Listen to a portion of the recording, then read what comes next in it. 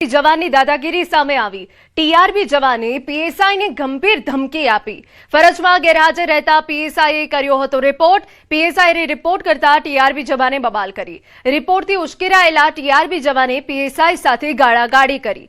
મારા વિરુદ્ધ કાર્યવાહી કરીશ તો આંતરડા બહાર કાઢી નાખીશ તેવી ધમકી આપી।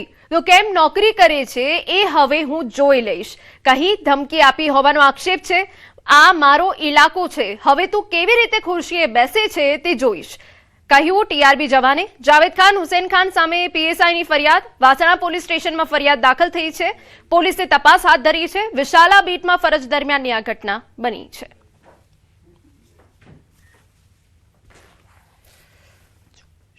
પંડ્યા સાહેબ છે, અમને અને યુનિફોર્મ પહેર્યા વગર આવેલા એટલે અમને ગેરહાજર મૂકી અને પીઆઈ સાહેબને રિપોર્ટ કર્યો। એટલે આને ખબર પડતા એ આવેલો ને એણે આવીને સીધું પીએસઆઈ સાથે ટોચલાઈમાં વાત કરી અને ધમકી આપેલી કે તમે હું જોઉં છું, હું અહીં જ રહું છું, કેવી રીતે નોકરી કરો છો, હું આંતરડો બહાર કાઢી નાખીશ, તમને નોકરી નહીં કરવાનું। આવી ધમકીઓ આપી અને મગજમારી કરતા બીજા જે પોલીસ કર્મચારીઓ હાજર હતા એ વચ્ચે પડેલા ને પછી એમને સમજાવીને દૂર કરેલા। સમાચાર રાજકોટમાંથી। દૂધ ઉત્પાદકો માટે સારા સમાચાર સામે આવ્યા। રાજકોટ ડેરી દ્વારા અંતિમ ભાવની રકમ સીધા દૂધ ઉત્પાદકોના ખાતામાં જમા કરાઈ। ડેરીના નફામાંથી પ્રતિ કિલો ફેટ 84 રૂપિયા લેખે કુલ 75 કરોડ ચૂકવવામાં આવ્યા।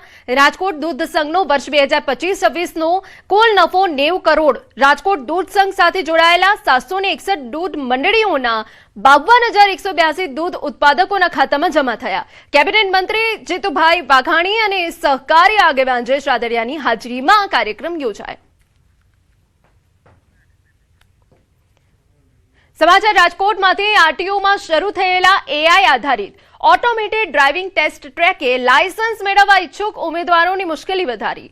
છેલ્લા 21 દિવસમાં 4 વ્હીલર ટેસ્ટ આપનારા 1090 ઉમેદવારોમાંથી 938 ઉમેદવારો નાપાસ થયા, એટલે કે 85% વધુ ઉમેદવારો નિષ્ફળ રહ્યા છે। જ્યારે 2 વ્હીલર ટેસ્ટમાં 3,393 માંથી 670 ઉમેદવારો નાપાસ થયા। 4 વ્હીલરમાં સમાંતર પાર્કિંગ અને સિગ્નલ જમ્પિંગ, જ્યારે 2 વ્હીલરમાં અંતિમ વળાંક દરમિયાન સંતુલન ગુમાવવો અને જમીન પર પગ મૂકવો નિષ્ફળતાના મુખ્ય કારણો છે। એઆઈ આધારિત સિસ્ટમ કેમેરા અને સેન્સરની મદદથી ડ્રાઇવિંગની નાની ભૂલો પણ નોંધે છે। નાપાસ ઉમેદવારોએ ફરી ટેસ્ટ આપવા માટે 300 રૂપિયા ફી ચૂકવવાની સાથે 2 મહિના સુધી રાહ જોવી પડી રહી છે।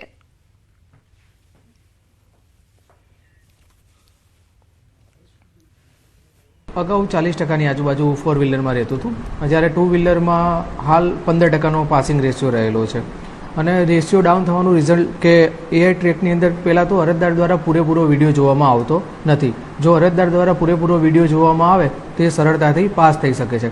તથા નવું જે આ ટેસ્ટ ટ્રેકમાં છે સિગ્નલ, આમાં 4 સિગ્નલ હોય છે, જ્યાં 4 સિગ્નલ ફોલો કરવાના હોય છે અને સિગ્નલ જમ્પિંગ ના થાય તો વ્યવસ્થિત લોકો પાસ થઈ શકે છે અને રિઝલ્ટ ઊંચું આવી શકે છે। રાજકોટ સહિત રાજ્યના 4 મહાનગરોના આરટીઓ કચેરી ખાતે હવે જે ડ્રાઇવિંગ લાયસન્સ માટેનો જે ટ્રેક હતો તે એઆઈ સેન્સર આધારિત છે તે અમલી બનાવવામાં આવ્યો છે। આપને મારી પાછળના જે દ્રશ્યો બતાવવા માંગી રહ્યો છું, આ દ્રશ્યો છે રાજકોટની આરટીઓ કચેરી ખાતેના એઆઈ સેન્સર બેસ્ડ જે ટ્રેકિંગ સિસ્ટમ બનાવવામાં આવ્યા છે તેના દ્રશ્યો છે। જોઈ શકાય છે કે હાલ અત્યારે 2 વ્હીલર અને 4 વ્હીલર ના જે અરજદારો છે, લાયસન્સ મેળવનારા જે અરજદારો છે તેમના દ્વારા હાલ અત્યારે ટેસ્ટ ડ્રાઈવ આપવામાં આવી રહી છે। રાજકોટ આરટીઓ કચેરીની વાત કરવામાં તો 16 જુલાઈ 2026થી એઆઈ સેન્સર આધારિત આ ડ્રાઇવિંગ ટેસ્ટ છે તે અમલી બનાવવામાં આવી છે અને તેના જ કારણે દિવસે ને દિવસે જે અરજદારો છે કે જે હાલ અત્યારે લાયસન્સ મેળવવા આવી રહ્યા છે તેમનો ફેલનો રેશિયો એટલે કે તેમનો નાપાસ થવાનો રેશિયો છે તે દિન પ્રતિદિન વધતો જોવા મળી રહ્યો છે। સૌથી વધુ જો ફેલ થઈ રહ્યા હોય તો તેમાં 4 વ્હીલર જે અરજદારો છે તે સૌથી વધુ ફેલ થઈ રહ્યા છે અને તેમનો ફેલનો જે આંકડો છે તે 80થી 85% સુધી પહોંચ્યો છે। તો બીજી તરફ વાત કરવામાં આવે તો જે અગાઉ જે 2 વ્હીલર ચાલકો હતા કે જે માત્ર 10થી 15% ફેલ થતા હતા તેમનું ફેલિંગનો જે રેકોર્ડ છે તે પણ હાલ અત્યારે અંદાજિત 25થી 30% સુધી પહોંચ્યો હોવાનું છે તે સામે આવ્યું છે। અંકિત પોપટ, ન્યૂઝ 18 ગુજરાતી,